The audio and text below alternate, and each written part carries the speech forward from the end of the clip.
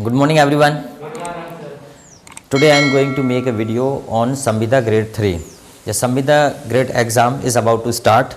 So I hope all the students are preparing and they will be qualified in the exam. They will get success.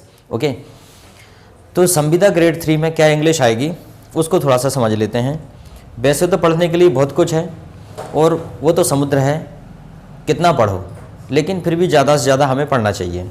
ज़्यादा से ज़्यादा पढ़ सकते हैं। जैसे कि हम देखते हैं कि कोई भी एग्ज़ाम हो जहाँ इंग्लिश आती है, लगभग इंग्लिश सेम ही होती है, ग्रामर सेम होती है, वोकैबुलरी सेम होती है, बस लेवल बढ़ता चला जाता है। अगर आप संविदा ग्रेड 3 की बात करें तो उसमें थोड़ा सा कुछ नॉर्मल चीज़ें पूछते हैं और बैंकिंग वगैरह के जो एग्ज़ाम होते हैं उसकी जो इंग्लिश है वो टफ़ होती है, एसएससी वगैरह की इंग्लिश टफ़ होती है। वैसे ही अगर वर्ग 1 की बात करें तो वर्ग 1 और 2 में इंग्लिश थोड़ी सी और हाई लेवल की आती है। ठीक है, तो कभी भी ये नहीं कह सकते आप कि इंग्लिश में कौन सी चीज़ इंपॉर्टेंट है, कौन सी चीज़ इंपॉर्टेंट नहीं है। बस आपको बेसिक कॉन्सेप्ट अगर एक बार समझ में आ जाए तो आप कर सकते हो। मेरा मानना ये है, बेसिक कॉन्सेप्ट का मतलब ये है कि छोटी छोटी चीज़ें जैसे प्रपोजिशन, डेफिनेटली 101% प्रपोजिशन आएगा ही आएगा। ठीक है, आपको आर्टिकल आएगा ही आएगा, कंजंक्शन आएगा ही आएंगे आपको। ठीक है, टेंस का एक आएगा ही आएगा। ठीक है, उसके बाद नरेशन का आएगा, वॉइस का आएगा ही आएगा। ठीक है, noun, pronoun, adjective, adverb, verb ये आइडेंटिफाई करने के लिए आएगा ही आएगा। इन्फिनिटिव, ठीक है, क्लॉज, ठीक है, noun clause, adjective clause, adverb clause, ठीक है, ये सारी की सारी चीज़ें आना ही आना है। तो क्यों ना हम इन सारी चीज़ों को पढ़ लें एक एक। ठीक है, अगर आप ऐसा कर लेते हो तो कोई दिक्कत नहीं है।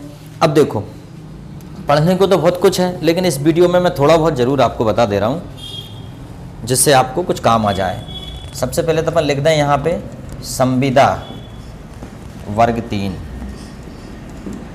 इसमें ये हिल रहा है, इसमें कुछ लगाना पड़ेगा। ठीक है, संविदा वर्ग 3 इसकी आप तैयारी कर रहे हैं। और चाहे कोई स्पोकन वाला पढ़े या कोई स्टूडेंट जो 9वीं 10वीं 11वीं की तैयारी कर रहा है या 12वीं कॉलेज में, ग्रामर सबकी सेम होती है, आपने पढ़ा भी होगा। अब देखो ज़रा, जैसे कि हम कोई बात करते हैं आर्टिकल की, तो आर्टिकल सरल शब्दों में हम आर्टिकल को पूरा एक्सप्लेन नहीं करेंगे, आर्टिकल के एक एक एग्जाम्पल देख लेते हैं। ठीक है, जैसे कि आई सा बॉय। ठीक है, ए एन और दा। ये मत सोचना कि ये बहुत इजी है, आगे थोड़ा सा मैं ऐसा बताऊंगा, थोड़ा सा टफ। अभी बिगनिंग है हमारी। ठीक है, टफ मतलब ये है कि उलझाने वाला, जो उलझाने वाला है वही परीक्षा में आता है, समझ गए। आई सा बॉय, क्या आएगा इसमें? एब्सोल्युटली ये आएगा। ठीक है, आई सा एलिफेंट, वो रखा है, वो रखा है बेटा, वो एलिफेंट। इसमें क्या आएगा? क्यों आएगा एन? जिनको इंग्लिश नहीं आती उनके लिए तो बहुत बड़ी बात है, जिन्हें बहुत आती है उनके लिए बड़ा इजी हो सकता है। ठीक है, एन एलिफेंट इसलिए आएगा क्योंकि यहाँ पे बाउल साउंड दिया है। अगर यहाँ बाउल साउंड आता है, I am talking about sound. ठीक है, I am not talking about word, I am not talking about letter, I am talking about sound. जैसे कि आई वर्कड, और यहाँ पे क्या आएगा?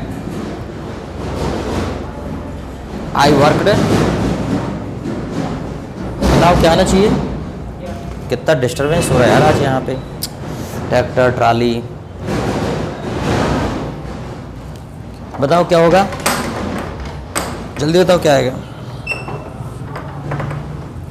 आज गेट खुला है तो आज बहुत डिस्टर्बेंस हो रहा है। आयशा, जल्दी बोलो। एन आएगा क्योंकि यहाँ पे और पढ़ते हैं हम लोग, और आयशा एन और। ठीक है, अंडरस्टैंड, क्योंकि यहाँ पे बात साउंड की हो रही है। यहाँ पे चूंकि आप एच से नहीं पढ़ते, इसको पढ़ते आवर। क्या पढ़ते हैं? आवर।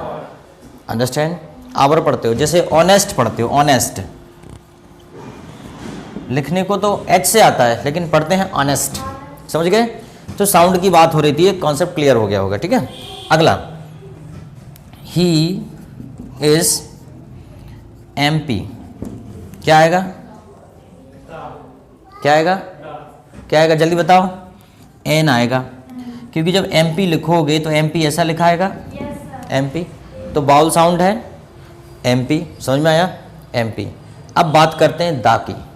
जो स्पेसिफाई चीज़ें होती हैं उसके लिए दा का प्रयोग करते हैं। दा का बड़ा विस्तृत रूप है, लेकिन ये नहीं समझाऊंगा, मैं एग्जाम्पल समझाऊंगा, इसमें समझ जाना तुम फटाफट, है ना।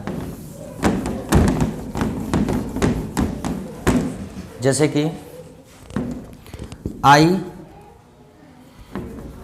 आई विजिटेड ताजमहल, क्या आएगा? देखो भाई फटाक से बता दे रहा हूँ, ऐतिहासिक बिल्डिंग है, विश्व के अजूबे, नदियाँ, पवित्र नदियाँ, ठीक है। उसके बाद हवाई अड्डे, रेलवे स्टेशन, ठीक है। उसके बाद लाइब्रेरी, जैसे द ब्रिटिश लाइब्रेरी, बड़े बड़े जहाज, द टाइटैनिक, ठीक है। नोबल, ठीक है, नोबल। उसके बाद पत्रिकाएं, दैनिक भास्कर, वो चीज़ें जो विश्व में एक हैं। पत्रिका मतलब दैनिक Bhaskar, the Dainik Bhaskar, the Hindustan Times, the Hitavada, जो चीज़ें विश्व में एक हैं। The sun, the moon, the earth, ठीक है। दिशाएं, the east, the west, the north, the south, समझ गए। इन सब के आगे दा का प्रयोग होता है। ओपन द डोर, जो इम्परेटिव सेंटेंस होते हैं, ठीक है, उनमें भी दा का प्रयोग होता है। Open the door, close the door, ठीक है। सुपरलेटिव डिग्री के आगे दा का प्रयोग होता है। Mahatma Gandhi is the great man, the great, okay, the best, समझ गए। Superlative degree, good, better, best, you are the best, दा का प्रयोग होता है, समझ गए। इतना सा मामला है दा का प्रयोग। और अगर हम टाइम होता तो हम बहुत ज़्यादा बताते, चूँकि वीडियो लंबा हो जाएगा। बताने के लिए दा का बहुत बड़ा प्रयोग है, वो बहुत लंबा प्रयोग है, वो बहुत कुछ बता सकता हूँ, ठीक है। उसके बाद अब देखो, अब यही समझ जाओगे कहाँ दा का प्रयोग होगा, ठीक है, ठीक है। देखो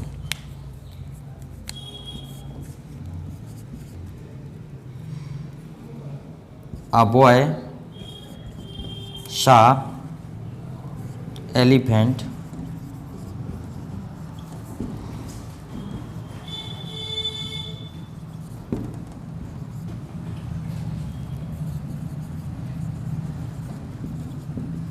बड़ा सिंपल सेंटेंस में समझा रहा हूं मैं आपको, बहुत इजी। यहाँ क्या आएगा? A boy,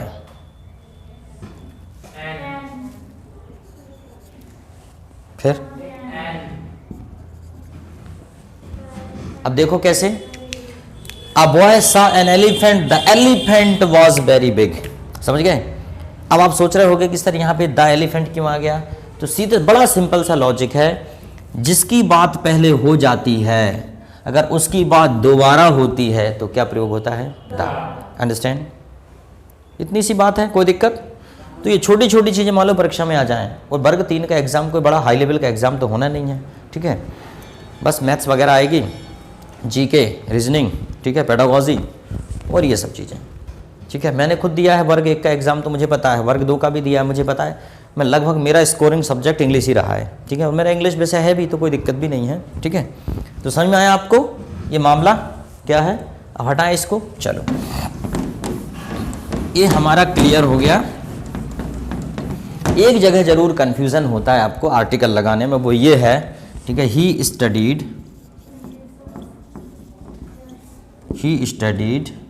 in university,